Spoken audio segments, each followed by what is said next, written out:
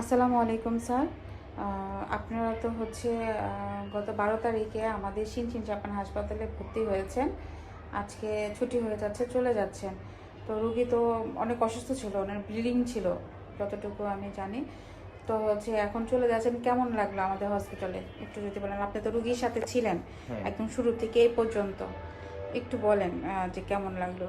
আমাদের রুগীটা সিরিয়াস অবস্থায় ছিল, তখন আপনাদের সিনসিয়ান হসপিটালে নিয়ে আসছি। এখন আলহামদুলিল্লাহ ভালো আছে। আজকে ছুটি দিয়ে দিচ্ছে, আমরা চলে যাচ্ছি। আচ্ছা, আমাদের এখানে যে সার্ভিস বলেন, ডক্টর সিস্টার যারা আছি, আমাদের সবাই কি সহযোগিতা পেয়েছেন আপনি? হ্যাঁ হ্যাঁ, সব জায়গা থেকে? সব জায়গা থেকে সহযোগিতা পেয়েছি।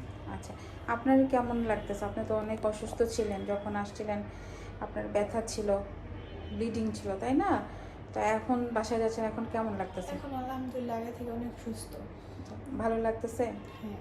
আচ্ছা, আমাদের হসপিটাল থেকে আপনারা যেহেতু ট্রিটমেন্ট নিয়ে যাচ্ছেন, আমরা দোয়া করি সবসময় আল্লাহ আপনাদেরকে সুস্থ রাখুক।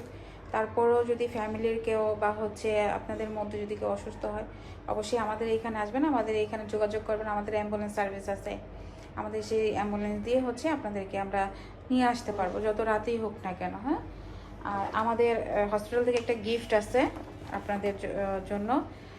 এখানেও নাম্বার দেওয়া আছে, ওই ব্যাগের মধ্যে নিচে নাম্বার দেওয়া আছে। হ্যাঁ, তো হচ্ছে এই নাম্বারও যোগাযোগ করলে হচ্ছে, ফাইলেও নাম্বার আছে, যোগাযোগ করলে আমাদের সাথে হচ্ছে আসতে পারবেন। আমরা হচ্ছে যতটুকু সেবা দেওয়া দরকার আমরা হচ্ছে দিতে পারবো।